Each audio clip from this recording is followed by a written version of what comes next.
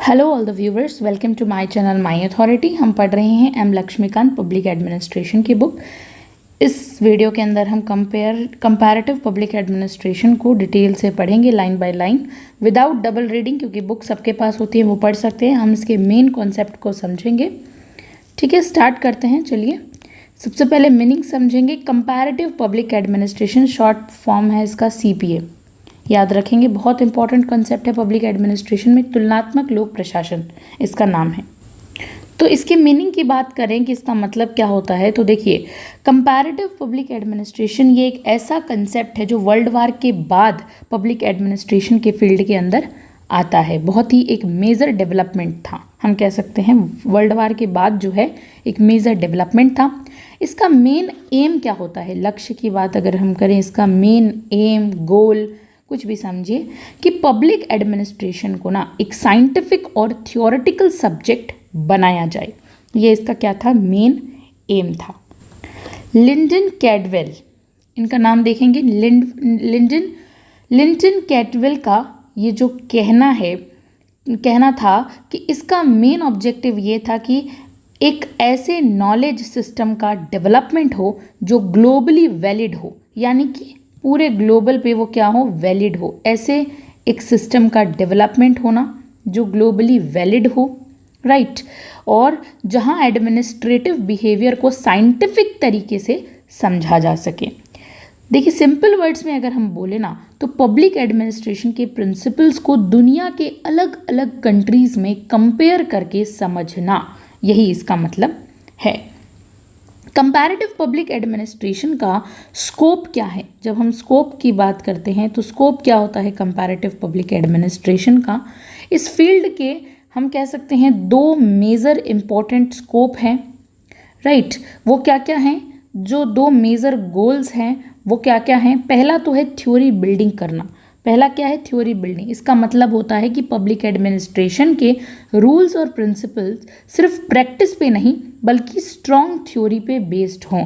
जैसे साइंस में थ्योरी होती है, वैसे ही इस फील्ड में भी डीप थ्योरी होनी चाहिए। इसलिए थ्योरी बिल्डिंग करना इसका मेन, हम कह सकते हैं, कंसर्न था। दूसरा क्या है? दूसरा है administrative problems of the developing countries, यानी कि डेवलपिंग कंट्रीज जो विकासशील राष्ट्र हैं उनकी प्रॉब्लम्स को समझना। डेवलपिंग कंट्रीज जैसे इंडिया, ब्राज़ील, केन्या, ये सभी है जो विकसित नहीं हुई है, तो इनमें एडमिनिस्ट्रेशन के अलग अलग बहुत सारी प्रॉब्लम्स होती है।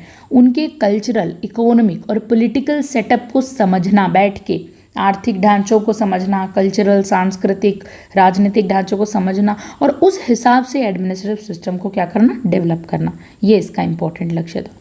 फेरेल हेडी, याद रखेंगे, इनका नाम बहुत इंपॉर्टेंट है। फेरेल हेडी ने बोला था 1960 के अंदर कि 1960 के एंड का जो टाइम था कंपैरेटिव एडमिनिस्ट्रेशन के लिए ना, गोल्डन एरा उन्होंने बताया था। हेडे मतलब होता है एकदम बहुत ज़्यादा गोल्डन एरा, ठीक है। हम गोल्डन एरा की बात करें, बहुत अच्छा एरा था 1960 का टाइम। ऐसा कौन कहते हैं? फेरेल हेडी कहते हैं। मतलब सबसे ज़्यादा इंटरेस्ट और ग्रोथ जो थी ना, वो 1960s के दौरान ही कंपैरेटिव पब्लिक एडमिनिस्ट्रेशन की थी। अब हम चलते हैं निकोलस हेनरी के हिसाब से ट्रेडिशनल और कंपैरेटिव पब्लिक एडमिनिस्ट्रेशन में क्या क्या डिफरेंस है। जो ट्रेडिशनल, एक हमारा ट्रेडिशनल पारंपरिक जो हमेशा से चला आ रहा है 100 सालों से, वो, और एक हमारा आता है कंपैरेटिव में क्या डिफरेंस बताए गए हैं। तो पहला है culture bound versus cross culture की बात अगर हम करें, निकोलस हेनरी ने मेनली दो डिफरेंस बताए हैं। पहला है culture bounded versus cross cultural. एक होता है कल्चरल बाउंडेड कर देना और एक होता है क्रॉस कल्चरल स्टडी करना। ये दो इंपॉर्टेंट पॉइंट है, कल्चर बाउंडेड और क्रॉस कल्चरल। तो देखिए, ट्रेडिशनल पब्लिक एडमिनिस्ट्रेशन, जो पुराना हमारा पब्लिक एडमिनिस्ट्रेशन है, वो सिर्फ एक कंट्री के लिए सोचता है कि ठीक है, ये मेरी कंट्री, मैं इसके लिए सोच रहा हूँ, मुझे इसमें सिस्टम को सही से करना है। वो सिर्फ एक कंट्री के लिए सोचता है। ये क्या है? एथनोसेंट्रिक होता है। यहाँ बताया गया ना, एथनोसेंट्रिक होता है। मतलब सिर्फ अपने कल्चर के हिसाब से ही वो पॉलिसीज़ बनाता है कि मेरा कल्चर, मेरे देश का कल्चर क्या है, मैं उसके हिसाब से पॉलिसी बनाऊँगा। और एक आता है कंपैरेटिव पब्लिक एडमिनिस्ट्रेशन। ये दुनिया के अलग अलग कल्चर्स को कंपेयर करती है, अलग अलग देशों में जाकर अलग अलग तरीके के कल्चर्स को क्या करती है, क्रॉस कल्चरल स्टडी करती है। सभी देशों को क्रॉस कल्चरल देखती है। डिफरेंट डिफरेंट कंट्रीज़ को। तो ये क्या होता है, इसे कहते हैं क्रॉस कल्चरल। अब देखिए हम आगे देखते हैं, जैसे कि हमने देखा एल.डी. वाइट 1936 के अंदर एल.डी. वाइट का कहना था कि कोई भी एडमिनिस्ट्रेटिव प्रिंसिपल हर जगह काम करेगा, चाहे वो रशिया हो चाहे यूएसए हो। लेकिन बाद में क्या हुआ, रॉबर्ट ढाल आते हैं। रॉबर्ट ढाल क्या कहते हैं 1947 के अंदर, वो उन्होंने क्या है, और ड्वाइट वाल्डो ने 1948 के अंदर क्या कहा, उन्होंने बोला कि ये सच नहीं है, कल्चर का इफेक्ट तो होता है एडमिनिस्ट्रेशन पे। जबकि एल.डी. वाइट क्या कहते हैं, कहीं भी प्रिंसिपल्स वगैरह होंगे वो सब जगह अप्लाई होंगे, बट रॉबर्ट ढाल एंड ड्वाइट वाल्डो उस चीज़ को बोलते हैं नहीं, कल्चर का बहुत इम्पैक्ट पड़ता है एडमिनिस्ट्रेशन पे, है ना। फिर हम बात करते हैं पब्लिक एडमिनिस्ट्रेशन में प्रैक्टिशनर ओरिएंटेड और थ्योरी ओरिएंटेड, ये दो वर्ड है, एक है प्रैक्टिशनर ओरिएंटेड, एक क्या है, थ्योरी ओरिएंटेड। ठीक है, इसको समझते हैं। देखिए ट्रेडिशनल पब्लिक एडमिनिस्ट्रेशन का फोकस, जो पुरानी पब्लिक एडमिनिस्ट्रेशन है उसका फोकस होता था प्रैक्टिकल वर्क और फील्ड प्रॉब्लम्स पर। ठीक है, नॉर्मली प्रैक्टिकल वर्क और फील्ड की प्रॉब्लम्स पर। लेकिन कंपैरेटिव पब्लिक एडमिनिस्ट्रेशन का फोकस है थ्योरी डेवलपमेंट पर, थ्योरी बिल्डिंग पर, थ्योरी ज़्यादा से ज़्यादा बनाना, नॉलेज को सीख करना, एकेडमिक रिसर्च करना। ये कंपैरेटिव सीपीए का मेन मुद्दा लक्ष्य ये था। हमें समझ में आता है। तो देखिए ट्रेडिशनल वाले काम पर ज़्यादा फोकस करते हैं, पुराने लोग क्या करते हैं, काम पर फोकस करते हैं, ऐसे हम याद रखेंगे। और जैसे कि काम कैसे हो रहा है, और कंपैरेटिव वाले स्टडी और रिसर्च पे ज़्यादा से ज़्यादा पढ़ाई पे फोकस करेंगे, रिसर्च पे फोकस करेंगे, बाहरी देशों को कंपेयर करने पे फोकस करेंगे, ये क्यों हो रहा है, कारण समझेंगे, क्रिटिकल होंगे, थोड़ा सोचेंगे, रेशनल रीजन समझेंगे। तो ये है जो ट्रेडिशनल पब्लिक एडमिनिस्ट्रेशन। टीपीए वाले लोग क्या हैं, ओल्ड टाइप के हैं, नॉर्म्स पे चलते हैं। और सीपीए वाले क्या हैं, सीपीए वाले भाई थोड़े एडवांस हैं। ऐसे समझने, याद करना है ना हमें, तो कैसे भी हम अच्छे से उसे याद कर सकते हैं। अब हम देखिए फ्रेडरिक्स की बात करते हैं। फ्रेडरिक्स फादर कहे जाते हैं, हम समझते हैं इसको। फ्रेडरिक्स ने बोला कि पब्लिक एडमिनिस्ट्रेशन एक ग्लोबल फील्ड होनी चाहिए। वो कहते हैं पब्लिक एडमिनिस्ट्रेशन ग्लोबल फील्ड की तरह होनी चाहिए, और अमेरिकन मॉडल सिर्फ एक छोटा पार्ट है पूरी दुनिया के कंपैरिजन में। अमेरिकन का मॉडल जो था ना पब्लिक एड का, वो एक स्मॉल पार्ट था। दुनिया तो इतनी बड़ी है पूरा, तो उस पर अमेरिका का मॉडल लागू होना it's just foolish thing. Fredericks का एक फेमस कोट आता है, यहाँ पे हम इस कोट को देखते हैं। उनका कोट है, पब्लिक एडमिनिस्ट्रेशन का नया मॉडल कंपैरेटिव,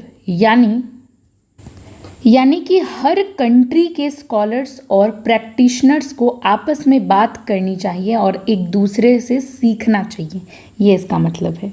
यानी कि पूरा ग्लोबल एस्पेक्ट होना चाहिए। जैसे कि वो कहते हैं ना, वो कहते हैं कि अमेरिका का एडमिनिस्ट्रेशन सब कुछ नहीं है। अमेरिका का एडमिनिस्ट्रेशन जो है वो सब कुछ नहीं है। हमें इंडिया के हिसाब से, चाइना के हिसाब से, अफ्रीका, यूरोप, इनके हिसाब से सोचना पड़ेगा, इन सब के मॉडल्स को समझना पड़ेगा, तभी एक ग्लोबल थ्योरी जो है ना हमारी वो बन सकती है। फिर हम देखते हैं कुछ इंपॉर्टेंट डेफिनेशंस हैं, जिसमें सबसे पहले निम्रोद रैफली की डेफिनेशन है। देखिए उन्होंने बोला कि कंपैरेटिव पब्लिक एडमिनिस्ट्रेशन का मतलब है एडमिनिस्ट्रेशन को कंपेयर करना अक्रॉस कंट्री जाके। अक्रॉस कंट्री जाके क्या करना, कंपैरेटिव पब्लिक एडमिनिस्ट्रेशन का यही है मतलब, दूसरी कंट्रियों में जाके कंपैरिजन करना होता है। इस आइडिया का ओरिजिन कब होता है, इस आइडिया का ओरिजिन होता है 1952 के अंदर, जब प्रिंसटन कॉन्फ्रेंस से इसका आइडिया माना जाता है। निम्रोद राफेली ये भी कहते हैं कि ये कॉन्सेप्ट एकेडमिक स्टडी और रिसर्च के लिए एकदम नया है। फिर हम बात करते हैं रॉबर्ट एच जैक्सन की बात करते हैं।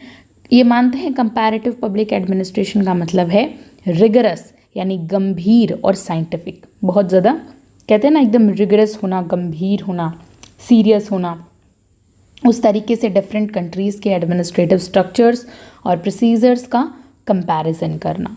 ठीक है, फिर हम देखते हैं कंपैरेटिव एडमिनिस्ट्रेटिव ग्रुप, जिसे हम शॉर्ट में कहते हैं कैग। ये कंट्रोल ऑडिटर जनरल नहीं, कंपैरेटिव एडमिनिस्ट्रेशन ग्रुप है, राइट। उनके हिसाब से ये जो है, इसके हिसाब से ये एक ऐसी थ्योरी है जो कंपैरेटिव पब्लिक एडमिनिस्ट्रेशन जो है एक ऐसी थ्योरी है जो डिफरेंट कल्चर्स और नेशनल सेटिंग्स में अप्लाई होती है। ये थ्योरी डेटा और एविडेंस के थ्रू टेस्ट की जा सकती है। ओके, नाउ जोंग एस जंग की बात हम देखते हैं तो वो कहते हैं, उनका कहना था कि कंपैरेटिव पब्लिक एडमिनिस्ट्रेशन जो सीपीए है वो फोकस हमेशा उसका क्रॉस कल्चरल और क्रॉस नेशनल हमेशा रहा है। तो हमने समझा इन डेफिनेशन से सिंपली। अब हम फॉर्मेशन ऑफ कैग की तरफ चलते हैं। कंपैरेटिव एडमिनिस्ट्रेटिव ग्रुप जो है उसका फॉर्मेशन देखते हैं। तो देखिए कैग का पूरा नाम क्या है कंपैरेटिव पब्लिक एडमिनिस्ट्रेशन में, कंपैरेटिव एडमिनिस्ट्रेटिव ग्रुप, जिसकी इस्टेब्लिशमेंट 1960 इम्पॉर्टेंट है, बहुत ज़्यादा याद करना। 1960 इसकी जो है स्थापना हुई थी। ये ग्रुप जो है अस्पा यानी American society for public administration, जो कब हुआ था 1939 में, जिसकी फाउंडेशन रखी है तो उसमें बना था। तो ये group American society for public administration का पार्ट था, जो पहले से ही बना हुआ था 1939 में। बाद में ये उसका पार्ट क्या बनता है, कैग बनता है उसका पार्ट। ठीक है, अब आई होप समझ में आ गया होगा। कैग का मेन रोल क्या था, कैग का मेन रोल यही था कंपैरेटिव पब्लिक एडमिनिस्ट्रेशन को और ज़्यादा डेवलप करना। इस ग्रुप में कुछ बहुत ही फेमस स्कॉलर्स शामिल थे, जिनका नाम क्या क्या है याद करना पड़ेगा हमें। फ्रेडरिक्स बहुत important, Alfred Diamant, Ferrel Heady, Dwight Waldo, वाल्कासियर, Martin and William Stein, John Montgomery, Ralph Braibanti, Bertram, Gross and others, ये सब इनके इंपॉर्टेंट नाम्स हैं, तो ये हमें याद करने होंगे। फिर एक नोट करने वाली बात हम देखेंगे कि इन सब में फ्रेडरिक्स को क्या कहा जाता है, father of comparative public administration, जो हमने ऊपर ही डिस्कस किया था, क्योंकि उन्होंने 10 साल तक कब से कब तक 1960 से 1970 तक जो है कैग के चेयरमैन के रूप में काम किया। बाद में रिचार्ड गैबल उनके सक्सेसर बने थे। क्या बने थे, रिचार्ड गैबल उनके सक्सेसर, बाद में मतलब उत्तराधिकारी हम कह सकते हैं ना, उनके बाद कुर्सी संभाली थी इन्होंने। कैग का जो विज़न है, कैग का विज़न जो है, फिर हम समझते हैं कैग का विज़न क्या था। तो देखिए फ्रेडरिक्स के वर्ड में अगर समझे ना, तो कैग का विज़न यही है, जो कैग के मेंबर्स मोस्टली वो स्कॉलर्स थे जो वर्ल्ड बैंक या अमेरिका की टेक्निकल कोऑपरेशन टीम्स के पार्ट बनकर थर्ड वर्ल्ड यानी डेवलपिंग कंट्रीज़ में काम कर चुके थे। तो वो ही जो है क्या थे, मेंबर्स थे। अब हम बोलेंगे इसका मतलब क्या हुआ। तो देखिए उन्होंने ग्राउंड लेवल पे देखा था कि अमेरिकन एडमिनिस्ट्रेटिव प्रिंसिपल्स हर जगह काम नहीं करते हैं। ये लोग जो थे ना, इन्होंने जो कैग के मेंबर्स थे, स्कॉलर्स थे, उन्होंने जाकर रियल में देखा था कि अमेरिका के जो प्रिंसिपल्स हैं वो हर जगह अप्लाई नहीं हो सकते हैं। हर कंट्री की कल्चरल और कंडीशंस जो हैं वो अलग अलग होती हैं। तो अमेरिकन का जो मॉडल था वो लिमिटेड हो जाता है वहाँ जाकर। इसीलिए कैग के लोग चाहते थे कि एग्जिस्टिंग डॉक्ट्राइन्स को क्या किया जाए, रिवाइज किया जाए। जो पहले से आपके डॉक्ट्राइन्स है ना, जो डॉक्यूमेंट्स वगैरह वो सब चीज़ें, थ्योरीज, और उनको रिवाइज किया जाए और एक ऐसी थ्योरी डेवलप हो जो ग्लोबली यूज़फुल हो, सबको मदद दे सके। ठीक है, स्पेशली फॉर डेवलपिंग कंट्रीज़ की यहाँ पर बात की गई है। फिर हम बात करते हैं कैग की ग्रोथ। कैग को जो है वो ग्रोथ कब मिलती है, और हम एक तरह से ये टर्निंग पॉइंट हम कह सकते हैं ये था। और 1962 के दौरान की बात अगर हम करें तो कैग को फोर्ड फाउंडेशन से फाइनेंशियल सपोर्ट जो है वो मिला। इसके बाद कैग ने एक स्ट्रक्चर्ड प्रोग्राम लॉन्च किया जिसके 3 मेजर गोल्स थे। ये स्ट्रक्चर्ड प्रोग्राम जो है लॉन्च किया, इसके 3 मेजर गोल्स थे। पहला क्या था, to encourage research in comparative public administration, यानी रिसर्च को बढ़ावा देना कंपैरेटिव पब्लिक एडमिनिस्ट्रेशन में। और क्या था, सेकंड था to encourage teaching of comparative public administration, यानी यूनिवर्सिटीज़ में इस टॉपिक को टीचिंग के तरीके से पढ़ाया जाए, प्रमोट किया जाए ये। और थर्ड था डेवलपमेंट एडमिनिस्ट्रेशन के लिए पॉलिसी मेकिंग को बहुत ज़्यादा इफ़ेक्टिव बनाना। पर्पस देख लेते हैं। तो पहले हमने ये सब चीज़ें देखी, तो इस सपोर्ट के बाद कंपैरेटिव पब्लिक एडमिनिस्ट्रेशन का है ना रियल मोमेंटम पकड़ लिया उसने और एकदम फास्टली ग्रो करने लगा था। ये सपोर्ट मिला था उसे। चलिए अब पर्पस की बात कर लेते हैं। पर्पस क्या थे एडमिनिस्ट्रेटिव सीपीए के मकसद क्या थे, अगर शॉर्ट में समझा जाए तो, ठीक है, उद्देश्य क्या थे, गोल, लक्ष्य।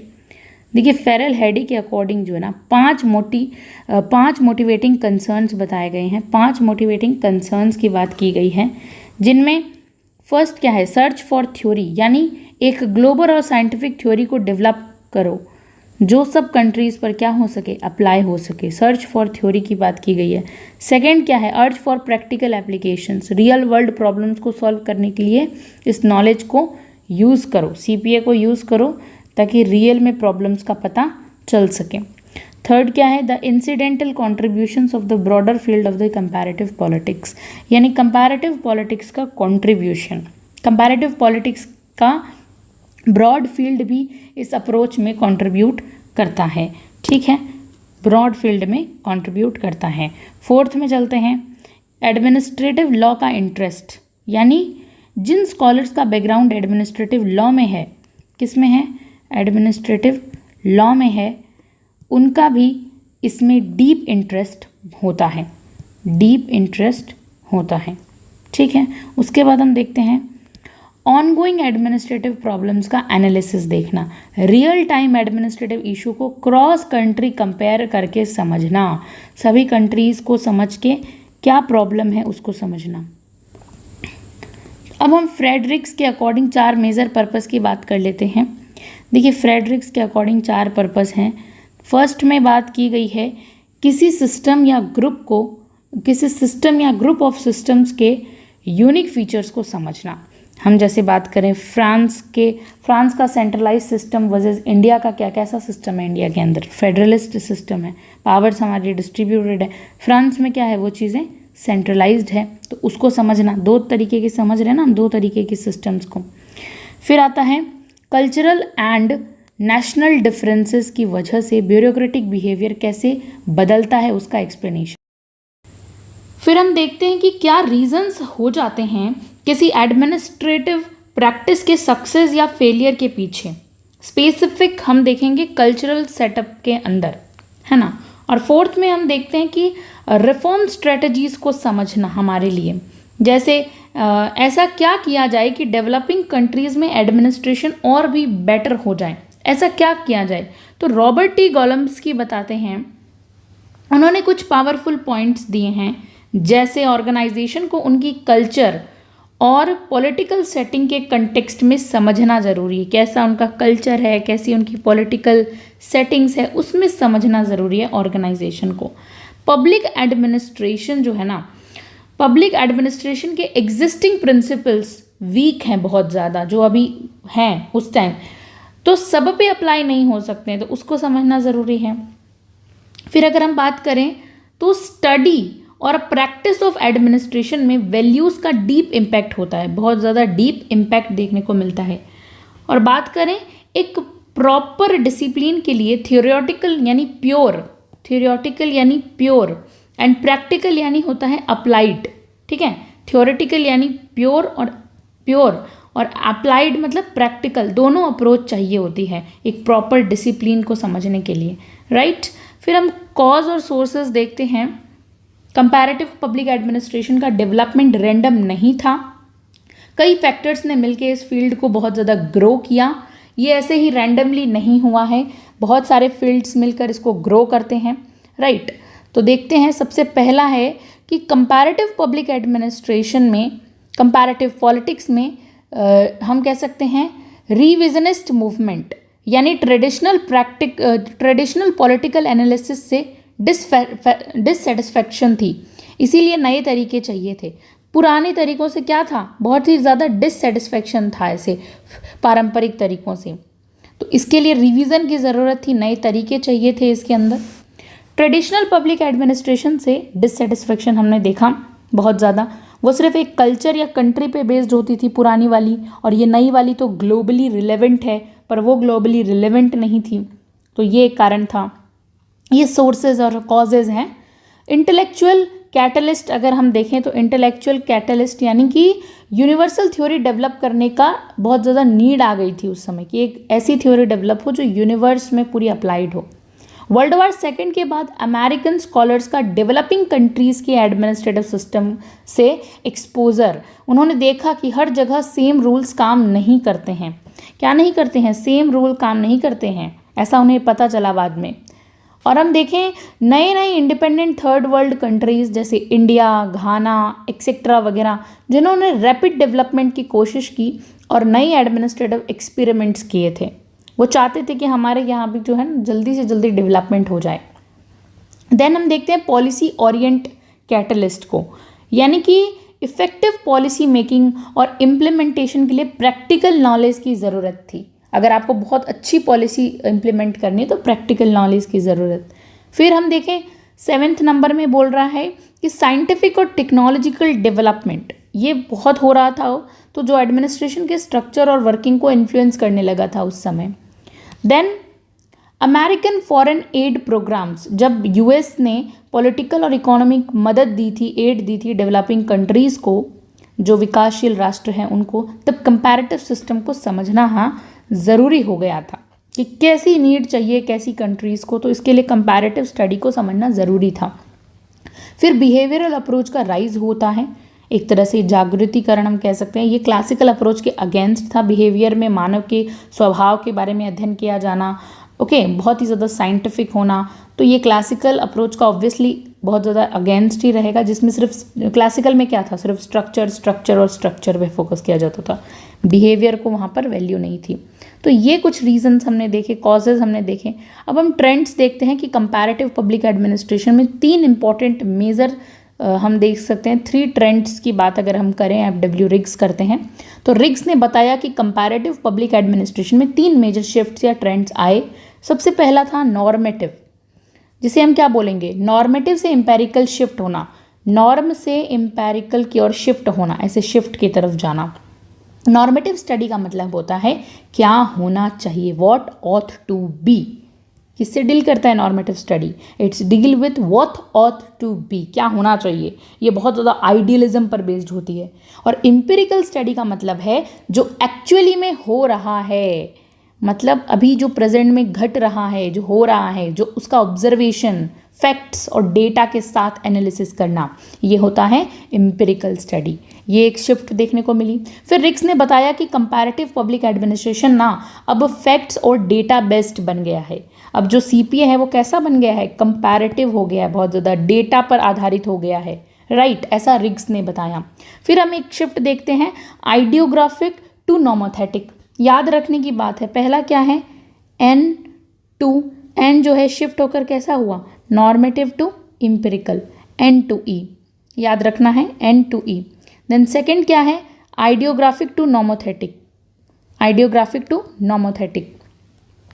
तो देखिए आइडियोग्राफिक स्टडीज़ एक स्पेसिफिक कंट्री या केस पर फोकस होती है, जैसे सिर्फ इंडिया पर हम कर रहे हैं कोई स्टडी, कोई हम जापान पर कर रहे हैं, कोई पर्टिकुलर कंट्री पर स्टडी, उसी के बारे में पढ़ाई होती है। और नॉमेथेटिक स्टडीज़ होती है जनरलाइज्ड पैटर्न्स के आधार पर, वो उस पर ध्यान देती है कि दुनिया भर में उसे लागू किया जा सके। ये है थोड़ी ब्रॉड। तो इसका मतलब एक कंट्री तक सीमित रहने के बजाय थ्योरीज को यूनिवर्सल बनाने की कोशिश होने लगी थी उस समय, है ना। तो शिफ्ट कैसे देखने को मिला, आइडियोग्राफिक टू नॉमोथेटिक, ऐसा शिफ्ट देखने को मिला था। फिर एक थर्ड पॉइंट कहता है नॉन इकोलॉजिकल से इकोलॉजिकल की शिफ्ट, नॉन इकोलॉजिकल से इकोलॉजिकल की शिफ्ट देखने को मिली थी। नॉन इकोलॉजिकल स्टडी में एडमिनिस्ट्रेशन को अलग थलग यानी आइसोलेटेड एक्टिविटी के रूप में देखा जाता था, अलग अलग थलग अलग करके पूरा। इकोलॉजिक स्टडी में एडमिनिस्ट्रेशन को उसके आसपास के इन्वायरमेंट, कल्चर, समाज, संस्कृति, पॉलिटिक्स, इकोनॉमी, इन सब के साथ क्या किया जाता था, ऐड किया जाता था, जोड़ा जाता था। इन सब का एक तरह से स्टडी की जाती थी अपने कल्चर, वातावरण को देख के। तो ये अप्रोच हॉलिस्टिक होता था बहुत, क्योंकि भाई आप अपने कल्चर को देख रहे हो तो हॉलिस्टिक होता था। सिस्टम के अंदर और बाहर दोनों फैक्टर्स की स्टडी इसमें की जाती थी। तो ये 3 शिफ्ट हमें देखने को मिली। अब हम थोड़ा सा एक तरह से कंपैरेटिव पब्लिक एडमिनिस्ट्रेशन जो है ना देखते हैं कि एम्पिरिकल में हमने देखा जो कि बहुत ही ज़्यादा साइंटिफिक फैक्चुअल हो। देन नोमोथेटिक क्या है, एब्स्ट्रैक्ट और जनरलाइज्ड हो, थ्योरीज जो मल्टीपल कल्चर्स पर अप्लाई हो सके, okay. And ecological that is systematic और नॉन पैराकियल। नॉन पैराकियल यानी मतलब इन्वायरमेंट के कंटेक्स्ट में एडमिनिस्ट्रेशन को देखना, राइट। ये 3 हमने जो है फेडरिक्स ने ये 3 इंपॉर्टेंट चीज़ें बताई। अब हम चलते हैं कॉन्सेप्चुअल अप्रोच पे। Very important, comparative public administration को समझने के कुछ तरीके हैं, कुछ अप्रोचेज हैं, पहले उन्हें समझना बहुत ज़रूरी है। यहाँ पर जो है फेरेल हेडी ने 4 मेन अप्रोचेस बताई है। सबसे पहली है मॉडिफाइड ट्रेडिशनल, पुराने मॉडल्स का यूज़ करते हुए उनको थोड़ा मॉडिफाई करके अप्लाई करना, स्पेशली कहाँ पर, डेवलपिंग कंट्रीज़ में। ये बताया गया पुराने मॉडल्स का यूज़ करो, कोई बात नहीं, बट उसमें मॉडिफाई तो करो, तो मॉडिफाइड ट्रेडिशनल, उससे याद रखेंगे। सेकेंड है डेवलपमेंट ओरिएंटेड, यानी कि उन मॉडल्स को फोकस करना जो सोशियो इकोनॉमिक डेवलपमेंट में हेल्प करें। किन को यूज़ करना, जो सोशियो सामाजिक आर्थिक डेवलपमेंट में मदद करें, डेवलपमेंट ओरिएंटेड, विकास उन्मुख होना चाहिए। थर्ड है general system model. General system model का मतलब पब्लिक एडमिनिस्ट्रेशन को एक सिस्टम के रूप में देखना, जैसे इनपुट, प्रोसेस, आउटपुट, लॉजिक के साथ एकदम जनरल सिस्टम मॉडल बिल्डिंग। फिर है मिडिल रेंज थ्योरी फॉर्मुलेशन, ऐसी थ्योरीज बनाना जो बहुत जनरल हो ना बहुत नैरो। देखिए मिडिल में रहना चाहिए, एकदम बीच में, बहुत ज़्यादा जनरल भी नहीं होनी चाहिए और बहुत ज़्यादा हम कह सकते हैं ना नैरो भी नहीं होनी चाहिए, तो बीच वाली चीज़ को अपनाना, मिडिल रेंज थ्योरी की बात करना, ऐसी थ्योरी बनाना, एक बैलेंस बना के चलना, उसकी बात की गई। अब हम देखते हैं फिर हेंडरसन की 3 फोल्ड क्लासिफिकेशन भी देखने को मिलती है, इंपॉर्टेंट है। तो हेंडरसन की 3 फोल्ड क्लासिफिकेशन भी याद रखने, इनका नाम भी। सबसे पहली है ब्यूरोक्रेटिक सिस्टम अप्रोच, ब्यूरोक्रेसी के स्ट्रक्चर और फंक्शनिंग पे फोकस करता है, ये नाम से ही पता चल रहा है, ब्यूरोक्रेटिक स्ट्रक्चर के ऊपर फोकस करना। सेकेंड है इनपुट आउटपुट सिस्टम, तो ये देखता है कि एडमिनिस्ट्रेशन में क्या इनपुट यानी क्या, आपके रिसोर्सेज, आपके लॉज वगैरह, वो क्या जा रहे हैं, इनपुट क्या जा रहा है ना, और आउटपुट क्या आ रहा है, सर्विसेज क्या आ रही है, पॉलिसीज क्या निकल के आ रही है, तो ये इनपुट आउटपुट सिस्टम की बात करता है। और है कंपोनेंट अप्रोच यानी एडमिनिस्ट्रेशन के हर एक पार्ट या कंपोनेंट, जैसे कि आप एचआर की बात कर लीजिए, आप फाइनेंस की बात कर लीजिए, पॉलिसी की बात कर लीजिए, तो हर एक पार्ट का ना अलग अलग स्टडी करो, डिवाइड करके हर एक पार्ट को कंपोनेंट स्टडी करो, ठीक है। फिर आती हैं अदर अप्रोचेज आती हैं, जिसमें हम पब्लिक सीपीए में देखते हैं अप्रोचेज हैं, मॉडल्स हैं, जैसे ब्यूरोक्रेटिक सिस्टम मॉडल्स आ जाता है, इसको अडॉप्ट किया अल्फ्रेड डायमांट ने, इसको अडॉप्ट किया, फेरेल हेडी ने इसे अपनाया, माइकल क्रॉजियर जैसे स्कॉलर्स ने इसको अपनाया, ब्यूरोक्रेटिक सिस्टम अप्रोच को अपनाया था। सेकेंड है जनरल सिस्टम अप्रोच, ये अडॉप्ट किसने की थी, ये अडॉप्ट की थी फ्रेडरिक्स ने, famous fused prismatic diffracted model, हम पढ़ेंगे आगे जाके, क्या है उसका नाम, fuse prismatic diffracted typology, right. ये मॉडल यही अप्रोच का एक एग्जाम्पल है। रिक्स ने एडमिनिस्ट्रेशन को सोसाइटी के ओवरऑल सिस्टम के पार्ट के रूप में देखा, फिर कौन से मॉडल्स हैं, उसके बाद मॉडल आते हैं आपके डेवलपमेंट एडमिनिस्ट्रेशन अप्रोच, उसमें कौन कौन से मॉडल हैं, जैसे रिक्स, विडनर ने इसको प्रमोट किया। डेवलपिंग कंट्रीज में फास्ट डेवलपमेंट के लिए एडमिनिस्ट्रेटिव मॉडल डेवलप करना, ये होता है कि जो आज विकासशील राष्ट्र है उसमें ज़्यादा से ज़्यादा डेवलपमेंट हो सके, उसके लिए ऐसे मॉडल बनाओ ताकि जल्दी से वो विकसित हो जाएं। फिर आता है डिसीजन मेकिंग अप्रोच, जैसे मार्टिन लैंडाउ ने इसको जो है वो किया, डेवलपिंग कंट्रीज़ में डिसीजन मेकिंग कैपेसिटी को बढ़ाओ, लोग जल्दी जल्दी निर्णय ले सकें, उसके मेथड्स उन्हें दो, कोई है घटना ऐसी हो गई तुरंत निर्णय लेना उनको, तो मार्टिन लैंडाउ का नाम यहाँ पे आता है, डेवलपिंग कंट्रीज़ के लिए है। फिर मडलिंग थ्रो एक है जिसमें हम कह सकते हैं बिना प्लान के काम करना। मडलिंग थ्रू क्या है, बिना प्लान के काम करने से अवॉइड करना, कोई प्लान नहीं है फिर भी आप काम कुछ कर रहे हो, वो अच्छा नहीं है, उसको अवॉइड करो। तो इस टेक्निक को अवॉइड करने की बात की गई कि भाई पहले प्लान बनाओ फिर ही काम करो, राइट। फिर एंथनी डाउन्स का मॉडल आता है, ब्यूरोक्रेटिक के 5 टाइप जिन्होंने बताए हैं, बहुत ही ज़्यादा फेमस है, पूछे जाते हैं एग्जाम में। वो 5 टाइप क्या हैं, सबसे पहले एंथनी डाउन्स कहते हैं क्लिम्बर्स की बात करते हैं, राइट।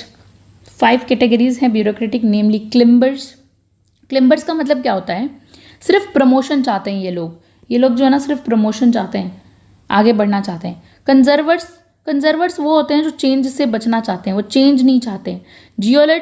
जियोलिट्स वो लोग होते हैं अपनी बिलीफ के लिए इंटेंस से काम करते हैं, खुद का भला हो जाए, अपनी खुद की जो बिलीफ होती है, धारणा होती है, उसके हिसाब से काम करते हैं। एडवोकेट्स जो होते हैं वो अपने डिपार्टमेंट के इंटरेस्ट के लिए काम करते हैं, अपना डिपार्टमेंट का क्या इंटरेस्ट है। स्टेटमेंट्स लोग जो होते हैं ना, वो पब्लिक के इंटरेस्ट के लिए काम करते हैं। तो सबको थोड़ा थोड़ा आपको पता चल गया, डिटेल से बाद में पढ़ेंगे। स्ट्रक्चरल फंक्शनल मॉडल आता है advocated by Talcott Parsons. Public ad में किसने दिया था स्ट्रक्चरल फंक्शन? टेलकॉट पार्सन ने दिया था। टेलकॉट पार्सन सोसाइटी को सिस्टम माना जाता है, ये कहते हैं, और एडमिनिस्ट्रेशन उसके स्ट्रक्चर्स और फंक्शंस के बेसिस पे स्टडी होता है, पूरा स्टडी करता है उसके स्ट्रक्चर पे, कैसा चल रहा है फंक्शन सोसाइटी का, उसके ऊपर। अदर अप्रोचेज में स्कॉलर्स लाइक हम कह सकते हैं Paul mayor, FM marks, Chapman ने वेस्टर्न सिविल सर्विसेज सिस्टम से कंपैरेटिव स्टडी की थी। ये अदर अप्रोचेज आती है। तो अब हमने यहाँ पर सब कुछ अच्छे से पढ़ा। मोस्ट इन्फ्लुएंशियल कौन था? Max weber. ब्यूरोक्रेटिक मॉडल रहा इस सिस्टम में। मैक्स वेबर का आइडियल टाइप ब्यूरोक्रेसी मॉडल सबसे ज़्यादा क्या कहते हैं, प्रभावित करने वाला माना गया। फिर हम कह सकते हैं रमेश के अरोड़ा के वर्ड्स में, आर के अरोड़ा के वर्ड्स में, अगर एक राइटर हैं, इनके वर्ड्स में देखें तो ये कंपैरेटिव एडमिनिस्ट्रेशन का मोस्ट डोमिनेंट कंसेप्चुअल फ्रेमवर्क है ये ब्यूरोक्रेटिक मॉडल, बहुत ही ज़्यादा कंसेप्चुअल। ड्वाइट वाल्डो ने भी इस मॉडल को क्या माना है? स्टिमुलेटिंग एंड यूजफुल बताया है। स्टिमुलेटिंग एंड यूजफुल है। ड्वाइट वाल्डो कहते हैं कि ये जो मॉडल है वो बहुत ज़्यादा stimulating and very useful, right. उसके बाद ये मॉडल टाइमलेस है क्योंकि हिस्ट्री, कल्चर, स्ट्रक्चर को एक साथ लिंक करता है, मतलब पूरे हर चीज़ों को जोड़ रखा है इस मॉडल ने। अब हम CPA का डेक्लाइन देखते हैं, कंपैरेटिव पब्लिक एडमिनिस्ट्रेशन का कैसे गिरना, कैसे उसकी डेक्लाइन होती है, वो कैसे गिरता है, मतलब अपने उस एक स्ट्रक्चर को लूज़ करता है। तो ये पीरियड था 1970s के आसपास CPA का डेक्लाइन होने लगा। अब जो CPA था ना वो धीरे धीरे डेक्लाइन की तरफ जा रहा था, अपने पतन की तरफ। 1971 फोर्ड फाउंडेशन ने क्या किया था, अपना पैसा देना बंद कर दिया था। अब जहाँ पैसा नहीं वो तो फिर हो गया उसका। तो 1973 के अंदर, एग्जैक्ट डेट है हमारे पास, कैग को डिसबैंड करके, कैग को ख़त्म करके, हम कह सकते हैं डिसबैंड करके, एक नई हम कह सकते हैं जिसका नाम था SICA, कैग को डिसबैंड करके SICA, sections on international comparative administration में मिला दिया गया, मर्ज कर दिया गया, राइट। क्या कर दिया गया? मर्ज कर दिया गया। 1974 में कैग का मेन जनरल, 1974 में कैग का main general, the general of comparative administration बंद हो गया था। ठीक है, ये कब हुआ था बंद? आ सकता है क्वेश्चन में। 1974 में जो है द कैग का जो जनरल था वो चीज्ड टू पब्लिश, बंद हो गया था। ये सब डेवलपमेंट्स ने कंपैरेटिव पब्लिक एडमिनिस्ट्रेशन के मोमेंटम को अब रोक दिया था। ये सब जो हुआ इन सब ने अब कंपैरेटिव CPA को रोक दिया था, हम कह सकते हैं स्टॉप कर दिया था, राइट। अब क्रिटिसिज्म्स देखते हैं कुछ स्कॉलर्स का। CPA फॉल इसीलिए हुआ, रॉबर्ट T. कॉलम्स्की कहते हैं कि जो ये CPA है ना, ये इसीलिए गिरा, इसका इसीलिए पतन हुआ क्योंकि उसने एक इम्पॉसिबल गोल जो कभी पूरा ही नहीं हो सकता है वो सेट कर दिया, एक कॉम्प्रिहेंसिव यूनिवर्सल थ्योरी बनाने का, जो कि इम्पॉसिबल था। तो इसीलिए इसका पतन हुआ। पीटर सेविज क्या कहते हैं? पीटर सेविज कहते हैं, एडिटर ऑफ द जनरल हैं पीटर सेविज, इस बात पर कहते हैं कि CPA के पास अपना कोई पैराडिग्म या प्रेडिग्म जो था ना, पैराडाइम नहीं था। CPA के पास अपना कोई पैराडाइम नहीं था, थ्योरेटिकल फाउंडेशन जिसे कहा जाता है, खुद का एक थ्योरी स्ट्रक्चर नहीं था और बनाया भी नहीं गया था, बनाया भी नहीं। तो इसीलिए ये जो है ना फॉल हो गया था। तो ऐसे कुछ लोग कहते हैं, यहाँ पे नाम आ सकता है किसने, कॉलम्स्की ने, पीटर सेविज ने क्या कहा है, ओके। अब हम चलते हैं सिग्निफिकेंस पर, यानी कि महत्वपूर्ण, इम्पोर्टेंसनेस, सिग्निफिकेंस, CPA की महत्वपूर्ण उपाधियाँ, उपलब्धियाँ, है ना, जो उसे मिली थी। नेवरथलेस रमेश के अरोड़ा के अकॉर्डिंग वो कहते हैं, आर के अरोड़ा कहते हैं, सीपीए ने पब्लिक एडमिनिस्ट्रेशन के स्कोप को ब्रॉडन किया और बढ़ाया। पब्लिक एडमिनिस्ट्रेशन को क्या किया? ब्रॉडन किया, बढ़ाया। राइट, इट्स हॉराइजन्स को बढ़ाया इसको। ये फील्ड मल्टी डिसिप्लिनरी हो गई थी, अलग अलग सब्जेक्ट अब इसमें आ गए। सोशियोलॉजी भी आ गया, इकोनॉमिक्स भी आ गया, पॉलिटिक्स के स्कॉलर्स भी इसमें जुड़ गए। फिर वो बात करते हैं कि एडमिनिस्ट्रेटिव सिस्टम को इकोलॉजिकल सेटिंग में स्टडी किया गया कॉन्टेक्स्ट के साथ। अब कंटेक्स्ट के साथ जो है ना, एडमिनिस्ट्रेटिव सिस्टम जो था उसको पर्यावरणीय तरीके से स्टडी किया गया था, इकोलॉजी, कल्चर को समझ के। डेवलपमेंट एडमिनिस्ट्रेशन में स्कॉलर्स का इंटरेस्ट बढ़ा, बहुत ज़्यादा स्कॉलर्स ने अब इंटरेस्ट दिखाया। Right, TN. चतुर्वेदी के अकॉर्डिंग अगर हम बात करें तो रीजनलिज्म और नैरो थिंकिंग को हटा दिया गया। इसमें एक क्षेत्रवाद और एक नैरो थिंकिंग, इन सब को हटा दिया गया। सोशल साइंस रिसर्च को कल्चरल बाउंड्रीज से परे लाया गया। अब सोशल साइंस की जो ये रिसर्च थी पब्लिक एड में, अब ये कोई कल्चर तक सीमित नहीं थी, कोई देश तक सीमित नहीं थी, उस बॉर्डर के बाहर इसको लाया गया। राइट, थ्योरीज को साइंटिफिक और मॉडर्न बन गई, उनको बनाया गया। थ्योरीज जो थी अब और ज़्यादा वो वैज्ञानिक बन गई। पब्लिक एडमिनिस्ट्रेशन की फील्ड ज़्यादा डीप और ब्रॉड बन गई थी। पब्लिक एडमिनिस्ट्रेशन की जो फील्ड थी, एक दायरा था, वो और ज़्यादा क्या हुआ था? ब्रॉडनिंग द फील्ड, वो बहुत ज़्यादा और ब्रॉड हो गई थी। पॉलिटिक्स और पब्लिक एडमिनिस्ट्रेशन के बीच का जो डिस्टेंस था ना, वो कम हुआ। अब जो पॉलिटिक्स और इनके बीच में जो क्या है, बहुत डिस्टेंस आ गया था, वो अब कम हुआ। एंड देन हम देखेंगे it has brought politics administration closer to each other, पास में लाया गया इनको। तो यही है important thing to be noted. फिर चलते हैं एक बार रिवाइवल, पुनरुत्थान जिसे हम कहते हैं, जो कोई चीज़ एकदम डिक्लाइन हो जाती है, वापस थोड़ा थोड़ा उठती है। राइट, उसका रिवाइवल मूवमेंट वापस आता है सीपीए का। कब आता है? 1980s के दौरान। तो पब्लिक एडमिनिस्ट्रेशन का पुनर्गठन किया गया, कंपैरेटिव पब्लिक एडमिनिस्ट्रेशन का, सीपीए का। तो इसका हम देखते हैं, इसके कुछ रिवाइवल स्कॉलर जिसने इसे उठाने का वापस काम किया। तो फेरेल हेडी थे, बहुत इंपॉर्टेंट नाम है Ferrel Heady, Charles T Goodsell, Jong S Jung, Milton Esman, GE. Caiden, Gerald Caiden, Naomi Caiden, then OP. Dwivedi. ये सब लोगों ने जो है मिलकर इसको वापस से जो है पुनर्गठन करके उठाया। फेरेल हेडी ने कहा, अब फेरेल हेडी क्या कहते हैं? पुराने मॉडल का पोस्टमार्टम करने के बजाय हमें नए मौक़ों पर फोकस करना चाहिए। वो कहते हैं पुराने मॉडल का हम पोस्टमार्टम करें, उसके बजाय नए जो मौके आ रहे हैं, अपॉर्चुनिटीज़ आ रही है ना, उनको स्वागत करें, उन पर फोकस करें, ऐसा फेरेल हेडी कहते हैं। पोस्टमार्टम ना किया जाए पुराने मॉडल्स का, वो हैं ठीक है, कोई बात नहीं, नए चीज़ों का स्वागत करो। चार्ल्स टी गुडसेल ने 1981 में ये सजेस्ट किया कि कंपैरेटिव पब्लिक एडमिनिस्ट्रेशन को सुप्रा नेशनल, ईयू जैसे, ठीक है, सुप्रा नेशनल और सब नेशनल स्टेट लेवल तक एक्सटेंड करना चाहिए। कैसे एक्सटेंड करना चाहिए? सुप्रा नेशनल और ईयू जैसे स्टेट लेवल तक एक्सटेंड करना चाहिए। राइट, जैसे कि हम कह सकते हैं जहाँ भी कंपैरेटिव मेथड यूज़ हो रहा है, वो सब इस फील्ड का हिस्सा होना चाहिए, सबको एक साथ मिलाना चाहिए, कहने का मतलब ये है। फिर जॉन्ग एस जंग का व्यू क्या है? सीपीए में अब तक ऑर्गेनाइजेशनल चेंज और डेवलपमेंट के कंपैरेटिव स्टडी का फोकस नहीं था। डेवलपमेंट के कंपैरेटिव स्टडी का फोकस नहीं था, फ्यूचर रिवाइवल में इस एरियाज को इंक्लूड करना चाहिए, वो ऐसा कहते हैं। तो इसी के साथ हमने ये रिवाइवल मूवमेंट पढ़ा। अब हमारे सामने एक टॉपिक है सीपीए और आईपीए, समझते हैं। देखिए 1973 के अंदर क्या हुआ था? 1973 में SICA, ये याद रखेंगे, SICA का एक सेक्शन बनाया गया था।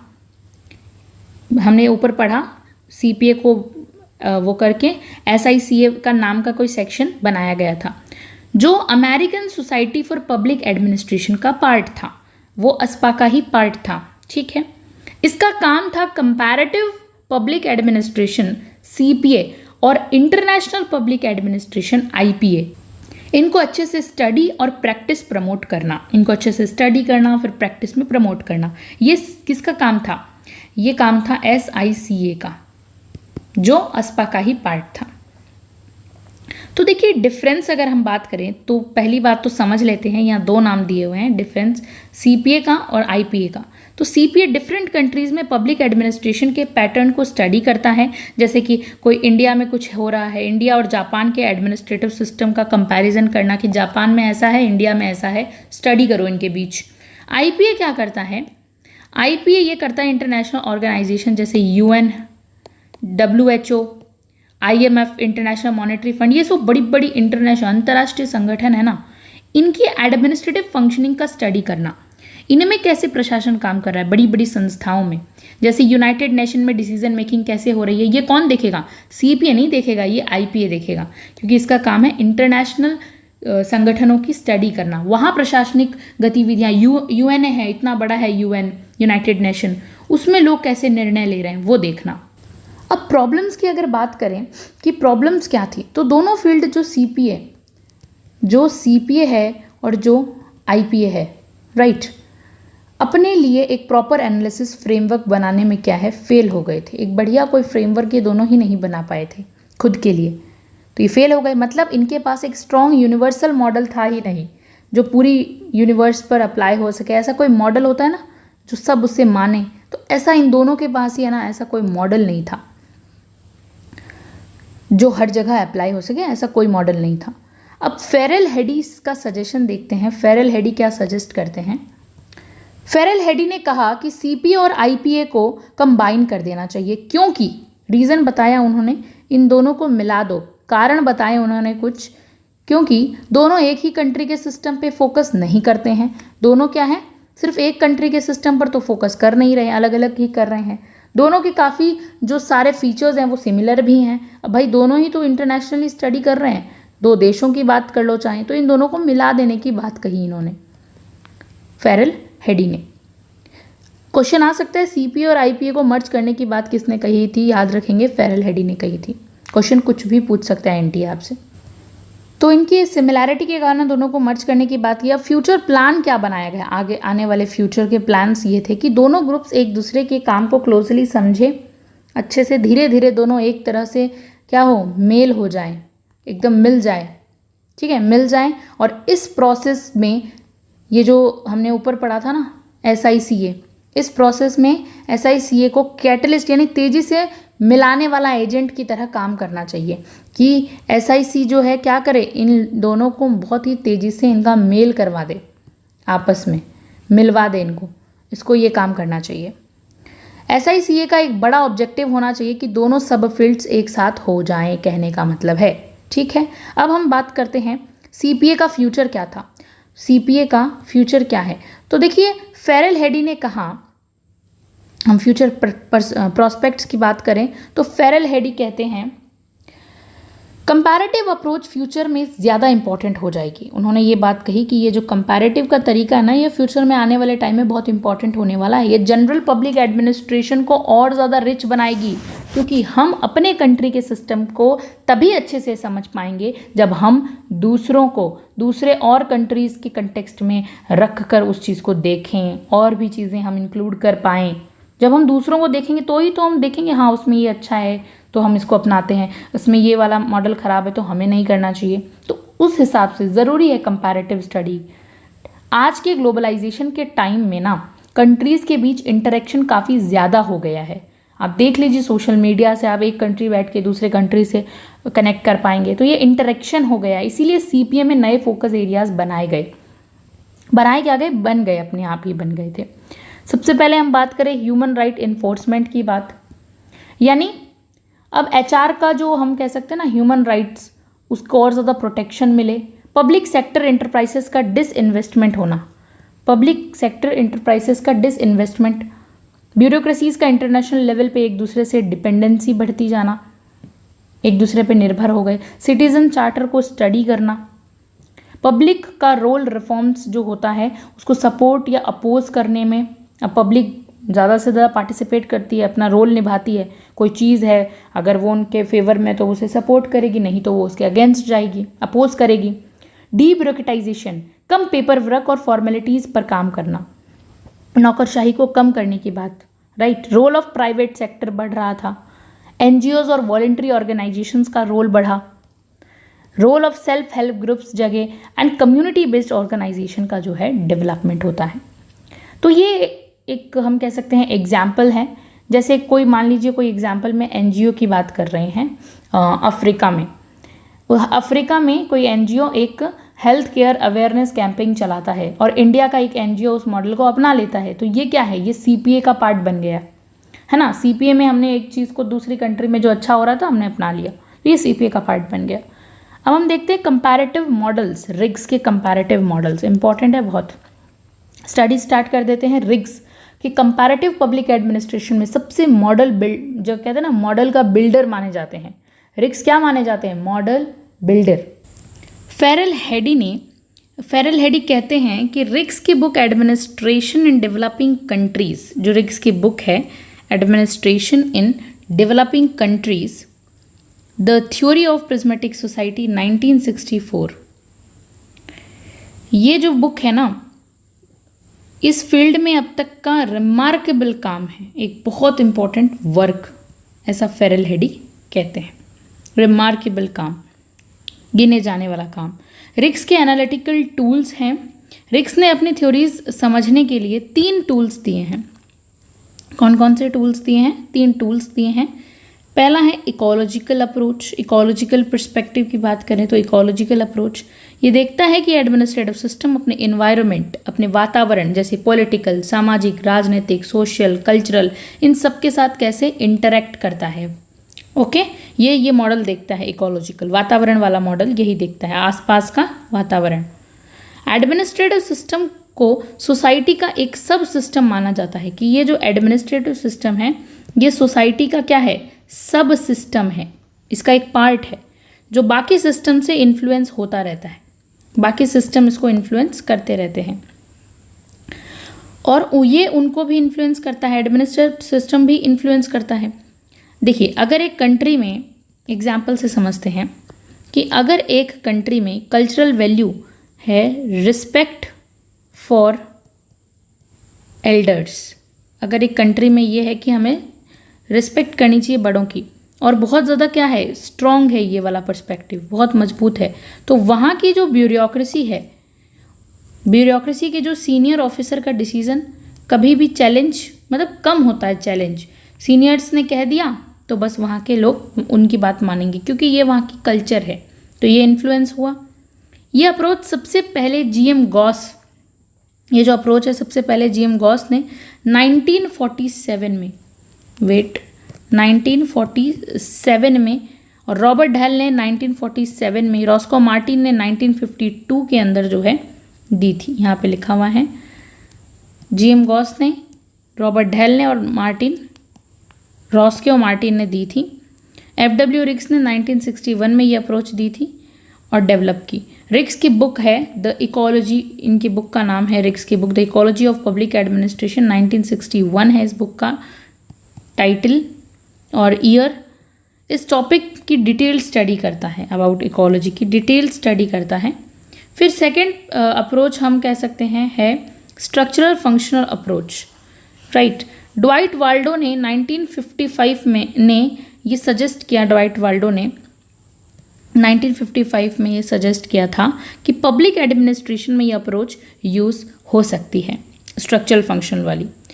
तो बाद में टैलकॉट पार्सन, रॉबर्ट मर्टन, नाम है इनके याद करें, टैलकॉट पार्सन, रॉबर्ट मर्टन और मार्टिन लेवे, गैब्रियल आलमंड, जिन्हें हम पॉलिटिकल साइंस में पढ़ते हैं, डेविड एप्टर, इन सब अदर्स ने इसको अपनाया कि हाँ भाई हम भी जो है स्ट्रक्चरल फंक्शन को यूज़ कर सकते हैं।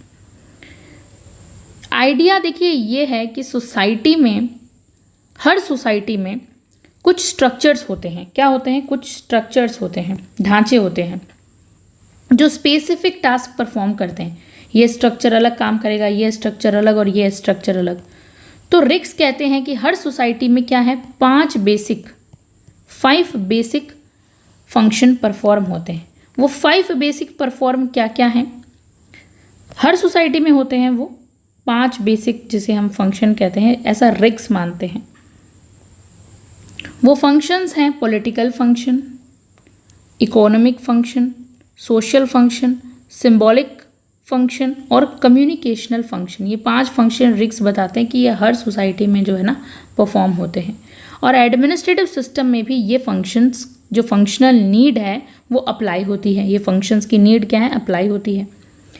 जैसे एग्जाम्पल के तौर पे समझे तो पॉलिटिकल फंक्शन क्या करता है भाई, पॉलिटिकल फंक्शन पॉलिसी बनाता है आपकी। इकोनॉमिक फंक्शन क्या करेगा, रिसोर्स का एलोकेशन करेगा, लोगों को इकोनॉमिक सोर्सेज बांटेगा, है ना। सोशल फंक्शन क्या करता है, सोशल फंक्शन जो है वो समाज के अंदर आपकी सोसाइटी में कुछ इम्पोर्टेंट सोसाइटी के काम करेगा। कम्युनिकेशनल फंक्शन, इंफॉर्मेशन के फ्लो बिटवीन डिपार्टमेंट्स के बीच में कम्युनिकेशन के, तो ये सब है।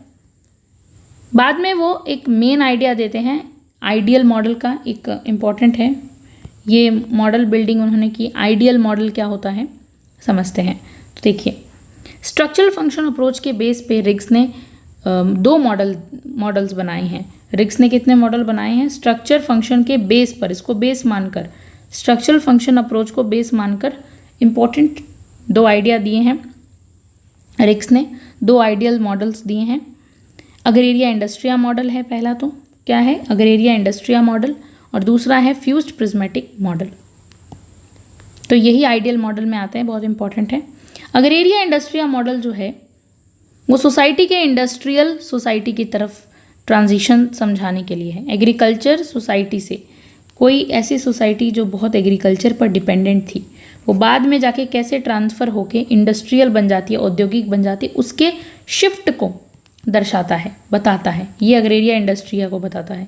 फ्यूज्ड प्रिज्मेटिक जो है ये मॉडल सोसाइटी के डेवलपमेंट स्टेज एक्सप्लेन करने के लिए फ्यूज्ड क्या हो गया, फ्यूज्ड इक्वल टू पुराना traditional plus diffracted equal to modern, prismatic in between mixed feature. हम इसे अच्छे से समझेंगे अभी क्लियरली, फ्यूज्ड प्रिज्मेटिक मॉडल क्या होता है और अग्रेरिया इंडस्ट्रिया क्या होता है, डिटेल से समझते हैं। चलिए पहले हम समझेंगे अग्रेरिया इंडस्ट्रिया मॉडल, जिसको कब 1956 में, याद करने वाली बात है, 1956 में ये मॉडल जो है आता है। टाइपोलॉजी बनाई गई थी 1956 में, अग्रेरिया इंडस्ट्रिया टाइपोलॉजी बनाई। इसमें उन्होंने 2 एक्सट्रीम टाइप्स ऑफ सोसाइटीज़ बताई है। क्या बताई है, 2 तरह की एक्सट्रीम टाइप की सोसाइटी बताई है। जैसे हम कह सकते हैं ना, अग्रेरिया और इंडस्ट्रिया 2 है, नाम से ही पता चल रहा है, एक है अग्रेरिया, दूसरा है इंडस्ट्रिया। ये जो अग्रेरिया है ना, अग्रेरिया जो है ना, जहाँ पर क्या है खेती बाड़ी, एग्रीकल्चर वगैरह, okay, agriculture based institutions dominate करते हैं। जैसे पुराना इम्पीरियल चाइना है, वो इसका एग्जाम्पल है, पुराना टाइम का चाइना जो बहुत इम्पीरियल था। इंडस्ट्रिया क्या है, इंडस्ट्रिया में जहाँ इंडस्ट्रियल इंस्टीट्यूशंस जो हैं वो राज करते हैं, बड़े बड़े इंस्टीट्यूशन इंडस्ट्री के, जैसे यूएसए मॉडर्न का अगर हम देखें तो वो इंडस्ट्रिया मॉडल है। रिक्स कहता है कि सब सोसाइटी एक ही डायरेक्शन में मूव करती है। रिक्स क्या कहता है, सारी सोसाइटी एक ही डायरेक्शन में मूव करती हैं, सब एक ही दिशा में चलती हैं, सब अग्रेरिया से इंडस्ट्रिया की ओर, अग्रेरिया टू इंडस्ट्रिया। वो कहते हैं सारी सोसाइटी एक ही डायरेक्शन में मूव करती है, और क्या अग्रेरिया से वो इंडस्ट्रिया की ओर चलती है, पहले पुराने से नई की ओर चलती है। ये उनकी यूनिडायरेक्शनल प्रोसेस है, एक यूनिडायरेक्शनल, एक ही दिशा है। अब फीचर्स और कुछ डिफरेंसेस देख लेते हैं अग्रेरिया के और इंडस्ट्रिया के, समझ में आएगा। अग्रेरिया में लोग जो है ना स्टेटस यानी एस्क्रिप्शन से मिलता है, जन्म से उनको मिलता है, स्क्रिप्टेड वैल्यूज़ होती हैं, जन्म से जैसा आपको मिल रही वैसी वैल्यू मिलती है। इंडस्ट्रिया में लोग स्टेटस अचीवमेंट वैल्यू ने जो वो अचीव करते हैं उससे उनको वैल्यू मिलती है, उससे उनका इज्जत होती है जो वो अचीव करते हैं। समझना पड़ेगा, एक एक लाइन को समझना पड़ेगा हमें। स्क्रिप्टिव मतलब जनजात वैल्यू मिलती है, और इंडस्ट्रिया मतलब अचीवमेंट के बेस्ड पर मिलती है। हम ऐसा कर देते हैं, देखिए ये पुराना है तो इसे रेड से करेंगे, और ये ग्रीन इंडस्ट्रिया एकदम न्यू वे, तो इसे अचीव इससे करेंगे, ठीक है। तो चलिए पहले समझते हैं। अग्रेरिया में ना जो रूल्स वगैरह नॉर्म्स पे बहुत पर्टिकुलर होते हैं, लोग नॉर्म्स वगैरह की बातें बहुत करते हैं। अग्रेरिया में क्या है, लोगों का जो ग्रुप्स बने होते हैं वो ग्रुप्स जो है रूल पर्टिकुलर होते हैं। इंडस्ट्रिया में जो है, इंडस्ट्रिया में कैसा होता है, इंडस्ट्रिया में यूनिवर्सलिस्टिक नॉर्म ऐसे रूल जो सब लोग अपनाएं, यूनिवर्सल हो, वैसे लोग पालन करते हैं। ओके। फिर डिफ्यूज पैटर्न्स होता है यहाँ का। डिफ्यूज पैटर्न का मतलब है, कह सकते हैं अग्रेरिया में एक ही इंस्टीट्यूशन बहुत सारे काम करने लग जाता है।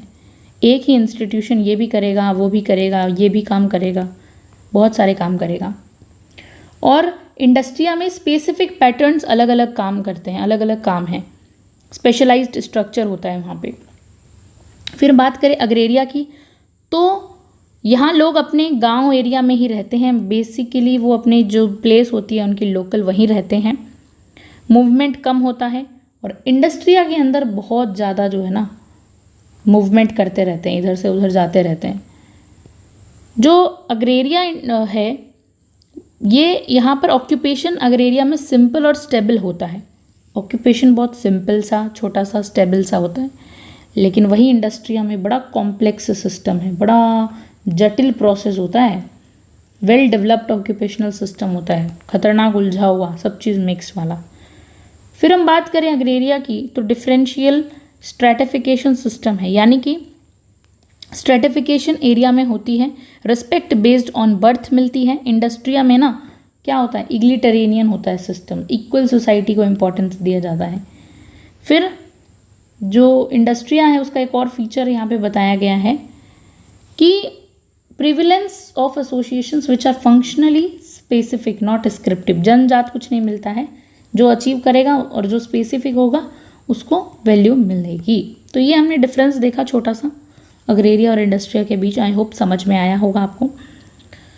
फिर ट्रांजिशन की अगर बात करें, यानी बदलाव, ट्रांजिशन, वो 1957 के अंदर 19 ट्रांजिशन मॉडल है एक 1957 में, ये नाम है ट्रांजिशन।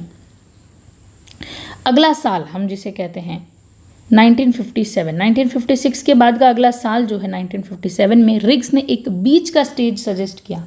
रिग्स कहते हैं चलो कोई ना, नॉट अग्रेरिया नॉट इंडस्ट्री, आप बीच वाले स्टेज को अपनाओ, जिसका क्या नाम रखा गया, ट्रांजिशन। इसमें अग्रेरिया और इंडस्ट्रिया दोनों के मिक्स्ड फीचर होने चाहिए। थोड़ा सा फीचर आप इसका भी ले लो, इसकी भी फीचर्स लेके एक मस्त ट्रांजिशन मॉडल बनाओ। ओके, तो इसमें अग्रेरिया और इंडस्ट्रिया के मिक्स ब्लेंडिंग फीचर्स होंगे। बेसिकली ये एक ट्रांजिशनल सोसाइटी होती है। ट्रांजिशनल सोसाइटी यानी बदली हुई।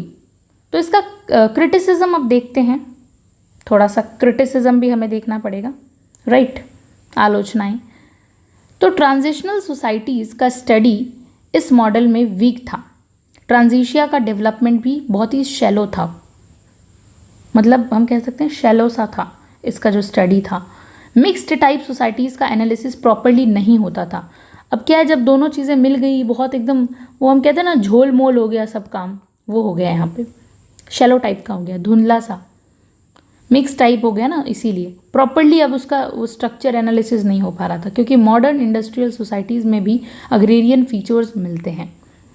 अब क्या कर दिया था, मॉडर्न सोसाइटीज़ में पुराने फीचर्स को ऐड कर दिया था, इसीलिए सिर्फ एक ही डायरेक्शन में एजम्पशंस था, अग्रेरिया से इंडस्ट्रिया जाएगा। यहाँ ऊपर बताया गया ना यूनी डायरेक्शनल, एक ही डायरेक्शन में जाएगा, अग्रेरिया टू इंडस्ट्रिया। तो बहुत कंफ्यूजिंग था। ज़्यादा फोकस एनवायरनमेंट पर था। किस पर फोकस था, एनवायरनमेंट के ऊपर ज़्यादा फोकस किया गया था। एडमिनिस्ट्रेटिव सिस्टम के अंदर के काम पर नहीं किया गया था, ज़्यादा फोकस एनवायरनमेंट, पर्यावरण पर था। बहुत जनरल और एब्स्ट्रैक्ट था, रियल वर्ल्ड से मैच कम कर रहा था।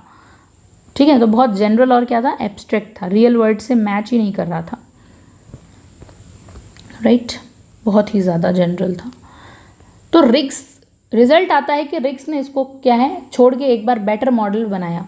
इसको एक बार क्या किया, छोड़ दिया और एक बेटर मॉडल बनाया फिर से, जिसका नाम था फ्यूज्ड प्रिज्मेटिक डिफ्रैक्टेड मॉडल। तो इस मॉडल को पढ़ते हैं। फ्यूज प्रिज्मेटिक डिफ्रैक्टेड मॉडल इसका नाम है, मोस्ट इम्पॉर्टेंट मॉडल भी आप मान सकते हैं इसको। चलिए पढ़ते हैं। इस मॉडल में रिग्स ने सोसाइटीज़ को 3 कैटेगरीज में रखा है। सोसाइटीज़ 3 कैटेगरीज की होती हैं। पहली है फ्यूज्ड सोसाइटीज़। कौन सी हैं, नाम ही से पता चलना चाहिए। पहली है फ्यूज्ड सोसाइटीज़, जो क्या है, पुरानी, ट्रेडिशनल है, राइट, एग्रीकल्चर फोक सोसाइटी है, जैसे अग्रेरिया थी, सेम अग्रेरिया जैसी ये है, फ्यूज्ड, नाम से आपको पता चल रहा होगा, फ्यूज्ड है बल्ब, वैसे याद रखेंगे। फ्यूज मतलब पुरानी। यहाँ एक स्ट्रक्चर बहुत सारे काम करता है, यहाँ फंक्शनल डिफ्यूज़न है, सब मिले हुए हैं, सारे सब लोग मिले हुए हैं यहाँ पे, सारे एक ही कोई इंस्टीट्यूशन है, बहुत सारे काम कर रहा है, डिफ्यूज़न है। डिफ्रैक्टेड सोसाइटी क्या होती है? डिफ्रैक्टेड सोसाइटी वो मॉडर्न इंडस्ट्रियल सोसाइटी, जैसे हमने पढ़ा था ना इंडस्ट्रिया को, वैसा। आप एक बार प्रिज्मेटिक को भूल जाइए, पहले आप फ्यूज्ड और डिफ्रैक्टेड देखिए। फ्यूज्ड क्या हो गई? आपकी पुरानी वाली अग्रेरिया, और डिफ्रैक्टेड क्या हो गई? इंडस्ट्रिया, जहाँ मॉडर्न चीज़ें हैं। अब देखिए प्रिज्मेटिक की बात करते हैं। प्रिज्मेटिक सोसाइटी एक बीच का स्टेज है, जो हमने पहले क्या पढ़ा था, ट्रांजिशिया जैसा। जैसे उसके फीचर, इसके भी थोड़े फीचर्स इसमें मिक्स कर दो और डिफ्रैक्टेड के भी थोड़े फीचर मिक्स करके प्रिज्मेटिक बना दो। ओके, तो ये क्या है? प्रिज्मेटिक सोसाइटी, बीच का स्टेज अपनाया जब फीचर्स मिक्स होते हैं। पॉलीफंक्शनलिज्म की बात की गई है। पॉलीफंक्शनलिज्म मतलब मिक्स फीचर। प्रिज्म का एग्जाम्पल दिया है, एक प्रिज्म का एग्जाम्पल दिया है, इसका एग्जाम्पल दिया है, और फ्यूज लाइट को तोड़ के अलग अलग कलर्स में डिवाइड करता है, राइट। जैसे कोई प्रिज्म है, ये फ्यूज्ड लाइट को तोड़कर ना क्या करता है, अलग अलग कलर्स के अंदर डिवाइड कर देता है, अलग अलग कलर्स में जो है डिवाइड कर देता है प्रिज्म, फ्यूज लाइट को तोड़कर। ये प्रिज्म है ट्रायंगल शेप का। तो वैसे ही ना प्रिज्मेटिक सोसाइटी एक बीच का मिक्स्ड फॉर्म होता है, जो ग्रेजुअली मॉडर्न क्या करता है, बाद में जाके डिफ्रैक्टेड बन रहा होता है, ग्रेजुअली धीरे धीरे तोड़कर बन रहा होता है। पैटर्न वेरिएबल का यूज़ होता है। रिग्स ने टैलकॉट पार्सन के पैटर्न वेरिएबल्स का यूज़ करके एट्रीब्यूट्स डिफाइन किए हैं। वो कहते हैं फ्यूज्ड यानी एस्क्रिप्शन, पर्टिकुलरिज्म, जो हमने ऊपर अभी पढ़ा, ये जो हमने पढ़ा सेम उसी में होते हैं, पुराने नॉमोथेटिक टाइप के पुराने। फ्यूज्ड में क्या होगा? एस्क्रिप्शन, पर्टिकुलरिज्म, फंक्शनल डिफ्यूजन होगा। प्रिज्मेटिक में क्या होगा? अटेनमेंट, सेलेक्टिविज्म, पॉलीफंक्शनलिज्म होगा। डिफ्रैक्टेड में achievement, universalism and functional specification होगा। तो देखिए यहाँ पे सेलेक्टिविज्म है, पॉलीफंक्शनलिज्म है, मिला दिया गया है ना, मिक्स फीचर्स हैं। प्रिज्मेटिक को साला मॉडल भी कहा गया है। ये जो प्रिज्मेटिक है इसे क्या कहा गया है? साला मॉडल भी कहा गया है। रिग्स का मेन इंटरेस्ट प्रिज्मेटिक सोसाइटीज़ को, जो रिग्स हैं उनका मेन इंटरेस्ट क्या था? प्रिज्मेटिक सोसाइटीज़ का एडमिनिस्ट्रेटिव सिस्टम स्टडी करना। जो बीच की सोसाइटीज़ है ना, ये मिडिल वाली, इनका एडमिनिस्ट्रेटिव सिस्टम कैसा है उसको स्टडी करना इनका मेन वो था। प्रिज्मेटिक यानी ट्रांजिशनल सोसाइटी का एनवायरनमेंट, जो बदली है, बीच की है, ट्रांजिशिया वाली। साला का मतलब क्या होता है?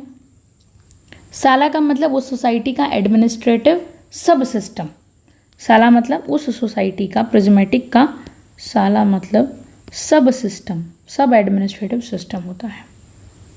इसके कुछ फीचर्स भी हैं, जैसे हेट्रोजेनिटीज़ का फीचर है, ये याद रखने वाले पॉइंट्स हैं। हेट्रोजेनिटी का मतलब होता है एक ही सोसाइटी में बहुत अलग अलग सिस्टम्स, अलग अलग तरह के सिस्टम्स, प्रैक्टिसेस, व्यू पॉइंट्स का साथ साथ होना, राइट। एक ही सोसाइटी में डिफरेंट व्यू पॉइंट्स। साला में ना चैम्बर, फ्यू सोसाइटी स्टाइल और ब्यूरियो डिफ्रैक्टेड स्टाइल का मिक्स होता है। देखिए ये कौन से स्टाइल है? साला के अंदर, साला में हेट्रोजीनियस चैम्बर भी होते हैं जो फ्यूज सोसाइटी में होते थे, और ब्यूरियो कौन से? डिफ्रैक्टेड सोसाइटी में होते थे। तो यहाँ पर जो है नाम है एक, पुराने में फ्यूज्ड में चैम्बर और ब्यूरियो, इसको साला में इंक्लूड किया गया है, राइट। फिर आता है फॉर्मलिज्म। फॉर्मलिज्म का मतलब क्या होता है? देखिए फॉर्मलिज्म रूल्स और एक्चुअल प्रैक्टिस में गैप, जो रूल्स हैं और प्रैक्टिस हैं उसके बीच में गैप क्या है वो है। जैसे कि लॉ में लिखा है कि सबको इक्वल सर्विस मिलेगी, कोई भी मान लीजिए लॉ में लिखा है कि सबको इक्वल सर्विसेज दी जाएगी, पर ग्राउंड रियलिटी में ना पॉलिटिकल इन्फ्लुएंस चल रहा है, जो नेपोटिज्म, पॉलिटिकल लोगों के कुछ हैं उनको ही दिया जा रहा है सब कुछ। तो ये है फॉर्मलिज्म। समझ में आ गई आपको बात? फिर हम चलते हैं ओवरलैपिंग पर। ओवरलैपिंग क्या है? मॉडर्न डिफरेंशिएटेड स्ट्रक्चर के साथ ओल्ड डिफरेंशिएटेड स्ट्रक्चर को को एग्जिस्ट करना। जो मॉडर्न आज स्ट्रक्चर्स हैं, डिफरेंशिएटेड स्ट्रक्चर्स हैं, उनको old differentiated structure, undifferentiated structures के साथ क्या करना, को एग्जिस्ट करना। कैसे साथ में आए वो। एडमिनिस्ट्रेटिव काम often non administrative factors, politics, regional, caste, यही डिसाइड करता है। जो एडमिनिस्ट्रेटिव का काम होता है ना, वो कौन डिसाइड करता है? Political, economic, social, religious factor ही डिसाइड करते हैं, जो कि नॉन एडमिनिस्ट्रेटिव है। ओवरलैपिंग के खुद के 5 एस्पेक्ट्स हैं। क्या क्या है? सबसे पहले है नेपोटिज्म। नेपोटिज्म जॉब्स देने में रिलेटिव्स और फ्रेंड्स को प्रेफरेंस देना, सब जानते हैं। तो ये एक हम कह सकते हैं कैरेक्टरिस्टिक्स है। रिक्रूटमेंट्स में, भर्ती में अपने लोगों को ज़्यादा देना। फिर आता है पॉलीनॉर्मलिज्म, पॉलीनॉर्मेटिविज्म, यानी कि मॉडर्न और ट्रांजिशनल नॉर्म्स का एक साथ होना, जैसे बिहेवियर का कंसेंसस नहीं होता, राइट। फिर है पॉली कम्युनलिज्म, यानी एथनिक रिलीजियस ग्रुप्स का हॉस्टाइल को एग्जिस्टेंस। रिक्स ने इन्हें क्लेक्ट्स या सब क्लेक्ट्स बोला है। क्या बोला है? क्लेक्ट्स और सब क्लेक्ट्स बोला है रिक्स ने। देखिए, पॉलीनॉर्मेटिज्म आप समझ गए। पॉलीनॉर्मेटिज्म मतलब मॉडर्न और ट्रांजिशनल नॉर्म्स का एक साथ होना। यहाँ पर मिक्सचर, पॉली आ गया मतलब मिक्सचर, बिहेवियर और कंसेंसस, जिसे बिहेवियर और कंसेंसस नहीं होता है। देन पॉली कम्युनलिज्म क्या होता है? एथनिक रिलीजियस ग्रुप का हॉस्टाइल को एग्जिस्टेंस, एक साथ। कम्युनलिज्म आ गया, एक साथ होना। रिक्स ने इन्हें क्लेक्ट्स कहा है। बाजार कैंटीन मॉडल है नेक्स्ट। इकोनॉमी में मॉडर्न मार्केट और ट्रेडिशनल इकोनॉमी दोनों का मिक्स होता है बाजार कैंटीन मॉडल में। इकोनॉमी में पुराने टाइप का मार्केट और मॉडर्न ट्रेडिशनल इकोनॉमी दोनों ही मिक्स होती है। प्राइस अनस्टेबल होता है बहुत ज़्यादा बाजार कैंटीन मॉडल में। फिर है authority versus control. Authority centralised होती है, आपको पता है, एक सत्ता ऊपर रहती है हमेशा, और कंट्रोल जो है वो लोकलाइज्ड होता है, जिसे अनबैलेंस्ड पॉलिटी बनती है। एडमिनिस्ट्रेटिव सिस्टम जो है वो जो है एडमिनिस्ट्रेटर, जो ब्यूरोक्रेसी होती है ना, वो बहुत ज़्यादा पावरफुल बन जाती है। तो क्यों? क्योंकि कंट्रोल तो ब्यूरोक्रेट्स करेंगे, नौकरशाह करेंगे। अथॉरिटी तो ऊपर वाला अथॉरिटी दे देगा, बस हो गया, वो तो ऊपर से आ रही है। कंट्रोल तो नौकरशाही करते हैं, तो इससे एडमिनिस्ट्रेटर्स ज़्यादा क्या बन जाते हैं? पावरफुल बन जाते हैं प्रिज्मेटिक सोसाइटीज़ में, इसीलिए तो। ओके, अब हम बात करते हैं चेंज इन प्रिज्मेटिक सोसाइटी। देखिए, वेस्टर्न सोसाइटीज़ में डेवलपमेंट बहुत स्लो था। वेस्टर्न सोसाइटीज़ में डेवलपमेंट स्लो था, इसीलिए उन्होंने ग्रेजुअली नॉर्म्स और इंस्टीट्यूशन को मैच किया। हेट्रोजेनिटी, फॉर्मलिज्म, ओवरलैपिंग कम था वहाँ पे। डेवलपिंग प्रिज्मेटिक सोसाइटीज़ में प्रेशर फॉर चेंज ज़्यादा होता है, कि 2 तरह का होता है। प्रेशर फॉर चेंज की बात करते हैं, जहाँ पर आप देखिए अभी जो विकासशील देश हैं वहाँ चेंज की ज़्यादा ज़रूरत है, तो प्रेशर उन पर ज़्यादा है। वो 2 तरीके से हम कह सकते हैं। पहला एक्सटर्नल, जिसे हम कह सकते हैं एक्सोजीनियस, एक्सटर्नल बाहर से आने वाला चेंज होगा भाई, बाहर से लोग आएंगे तो चेंज होगा। इंटरनल, इंडोजीनियस, अंदर से आने वाला चेंज होता है। और एक है इक्विजेनेटिक, दोनों सोर्सेज का कंबाइंड चेंज, बाहर से भी कोई चीज़ फैक्टर इन्फ्लुएंस कर रहा है, अंदर से भी कर रहा है, तो चेंज होगा। एक इक्विजेनेटिक वो कॉन्सेप्ट है जिसमें हम कह सकते हैं मिला जुला रूप चेंज का, राइट। ऑब्जर्वेशन ये है कि एक्सो प्रिज्मेटिक सोसाइटीज़ में हेट्रोजेनिटी, फॉर्मलिज्म, ओवरलैपिंग ज़्यादा होता है। किसमें? एक्सो प्रिज्मेटिक सोसाइटीज़ में ये सब चीज़ें जो है ना, हेट्रोजेनिटी, फॉर्मलिज्म होना, ओवरलैपिंग होना, ये ऊपर हमने अभी फीचर्स पढ़े, ये ज़्यादा होता है। क्यों होता है ज़्यादा? क्योंकि पहले फॉर्मल इंस्टीट्यूशन बन जाते हैं, बाद में बिहेवियरल एडजस्ट होता है। तो और इंडो प्रिज्मेटिक सोसाइटीज़ में पहले बिहेवियर चेंज होता है, फिर इंस्टीट्यूशन बनते हैं। अब आप इस चीज़ को समझेंगे कि जहाँ पर एक्सोजीनियस यानी कि बाहर से चेंज आता है, एक्सटर्नल चेंज आता है, वहाँ पर क्या होता है? हेट्रोजेनिटी वगैरह, ओवरलैपिंग ज़्यादा होता है, क्योंकि पहले से इंस्टीट्यूशन बन जाते हैं। और इंडोजीनियस जिसे हम कह रहे हैं, इंडो प्रिज्मेटिक सोसाइटीज़, वहाँ बिहेवियरल चेंज होता है और बाद में इंस्टीट्यूशन बनते हैं। इसमें थोड़ा फ़र्क है, थोड़ा सा कॉम्प्लेक्स टॉपिक है, बट इसे बार बार समझेंगे तो ये समझ में आ जाएगा। फिर है रिवाइज्ड प्रिज्मेटिक थ्योरी, इसका रिवीजन वापस से हुआ 1973 के अंदर, बुक आई प्रिज्मेटिक सोसाइटी रिविजिटेड, है ना, उसको वापस से रिवाइज किया गया। रिक्स ने पहले मॉडल में सिर्फ एक डायमेंशन डिफरेंशिएशन कंसिडर किया था, अब 2 डायमेंशंस, पहला है डिफरेंशिएशन प्लस इंटीग्रेशन। पहले सिर्फ डिफरेंशिएशन था कि क्या क्या अलग है वो देखना, अब क्या है, अब है इंटीग्रेशन करना, यानी सोसाइटीज़ को हम कह सकते हैं फिनोटाइप्स में डिवाइड किया, सोसाइटीज़ को क्या किया, फिनोटाइप्स में डिवाइड किया। सोसाइटीज़ जैसे डिफ्रैक्टेड सोसाइटीज़, को diffracted societies, then ortho diffracted, neo diffracted, अब अलग अलग तरीके से एक चीज़ को डिसाइड किया। जैसे आप देखिए कितनी अलग अलग तरीके की है। प्रिज्मेटिक को भी eo prismatic, ortho prismatic, neo prismatic, है ना, तो इस तरह से अलग अलग तरीके से डिवाइड किया और ये एक रीविजिटेड था, ये थ्योरी इतनी ही दी हुई हमारे बुक में। अब हम पढ़ेंगे नेक्स्ट वीडियो में डेवलपमेंट एडमिनिस्ट्रेशन को। आज के लिए इतना ही। Thank you so much for watching this video.